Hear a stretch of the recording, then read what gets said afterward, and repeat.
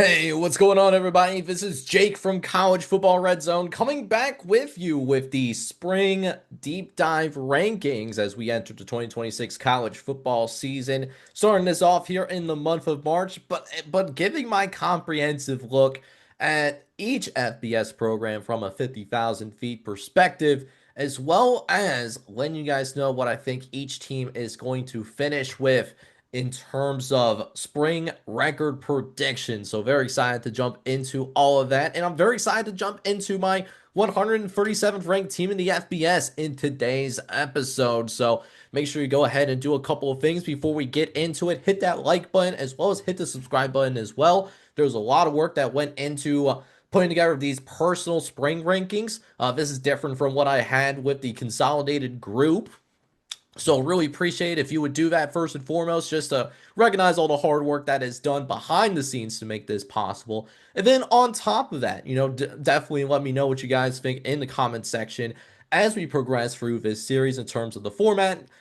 With that being said, let's go ahead and dive into it as my 137th ranked team does end up being the Charlotte 49ers representing the American Conference. Now, I talked about this briefly in the previous episode when I was reviewing Team 138, that this was actually a conversation of who was actually going to be at the very bottom. And for me, I have Charlotte and UMass at a pretty similar level going into spring ball in the 2026 college football season.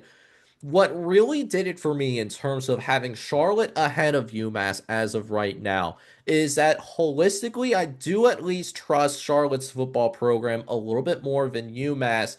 And some of that also has to do with how highly I think of Jim Albin, because Tim Albin, he is a proven winner dating back to his time with the Ohio Bobcats, where he took Ohio not only to the MAC championship game, had them to a runner-up in the conference in 2022, but what he also did as well is, as briefly as a couple years ago, he was the head coach of the football team that won the MAC in 2024. That was the Ohio Bobcats. So this is a proven winner at the FBS level.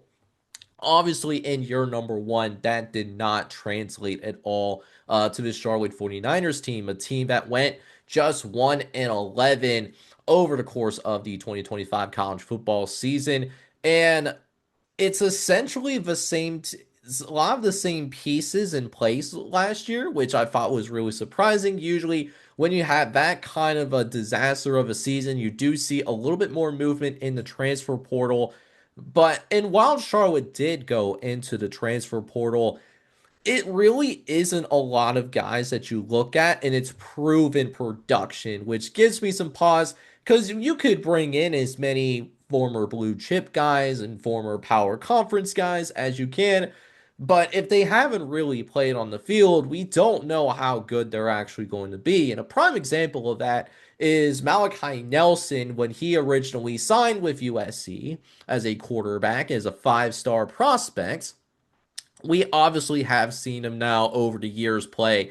We saw him most recently at UTEP, and he didn't look good at UTEP, throwing more interceptions than touchdowns. So that's why I give a little bit more pause, because a lot of the players that Charlotte did bring in the transfer portal, they really they don't necessarily have that production. So it's a lot of guys that need to prove themselves. The good news is that they didn't lose a lot either. So Javon Nicholas is really the biggest loss of this Charlotte football team in the transfer portal or through any other entity. Javon Nicholas does end up transferring to Duke. And this was a guy that did have plenty of production for the Charlotte 49ers offense last year, having almost 800 total yards from the line of scrimmage as well as 5 touchdowns. So that is going to be a tough loss for them to replace. But one player, coincidentally, that I am excited to see in the American Conference is Logan Madeline. He is a tight end who transfers in from FCS McNeese. Definitely is someone that has serious breakout potential for the Charlotte 49ers, and he could step in and be a vocal point in this offense in 2026. definitely has that potential. But at the end of the day, this gives a team that has a similar feel and a lot of pieces from that 1-11 football team still here. So Tim Abbott is putting in some faith that those guys that are here internally, they are going to develop and be better football players than last year. I don't know if that's going to work out because unlike the MAC or the Conference USA, and even we want to throw in the Sun Belt in there, that's fine because Bill Connolly had them in the same tier anyways. Uh, the American is a tough G5 conference, and it's going to be up there with the Pac 12 and the Mountain West as well, in terms of that upper echelon of G6 college football, right? So, Charlotte, if unlike UMass, does not have a very favorable schedule. And I'll go ahead and put their schedule up. So, first and foremost, they have to start things off basically going on the road against Ole Miss. And Ole Miss, Trinidad James was Keon Lewis. That's a bye game. So let's just call it like it is. I expect them to be blown out. But then you take a look at some of these other games as well. Louisiana, that's a team that went to a bowl game last year in spite of having some pretty bad injury luck, and they might be served better for it because guys that were going to play this year anyways got more reps last season. So Louisiana is going to be better. Appalachian State, they have a brand new coaching staff. You got to go on the road to play them.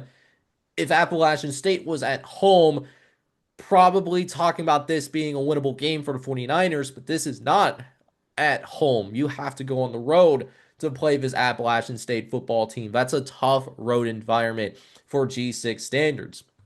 You also have Memphis under Charles Huff. You got to play them. North Texas on the road. What does Neil Brown look like? I don't imagine it being that big of enough of a drop off to where North Texas is in the basement of this of the American. Temple has improved tremendously under KC Keeler. Tulane has the same coach that was on the coaching staff that made the college football playoff last year. And then even UAB and Tulsa, two of the weaker teams that would have been on this schedule last year. UAB had an addition by subtraction by getting rid of Trent Dilfer last year. And then coincidentally, Tulsa, Trey Lamb is starting to turn things around at Tulsa. They had a nice stretch last year, and Tulsa looks to be at least a competitive football team in the fall. So, Charlotte, at the end of the day, this is just a team that has a lot to prove, and I am a believer in Tim Abbott in turning this around. But I just don't really have a ton of faith in the players that they kept in house to develop enough to where there's a massive jump in year number 2. So again, I still think that Tim Albin can turn this around. It's going to take some time. This is not going to be a 2-year turnaround. Hopefully we see tangible progress towards 2027. One winnable game though. They do at least have the Citadel game. I do think that Charlotte at least wins that one, but Charlotte will come in as one of the lowest ceilings that we'll have in this entire deep dive series.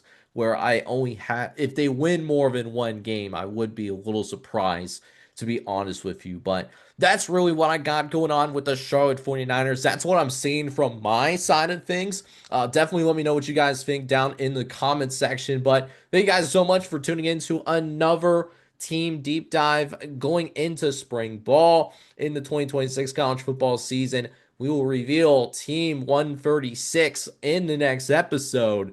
With that being said, hopefully you guys enjoyed this one. Hit that like and subscribe button if you haven't already. And of course, this is Jake from College Football Red Zone signing off. Hoping you guys are all out there having a good one. Take care, everybody.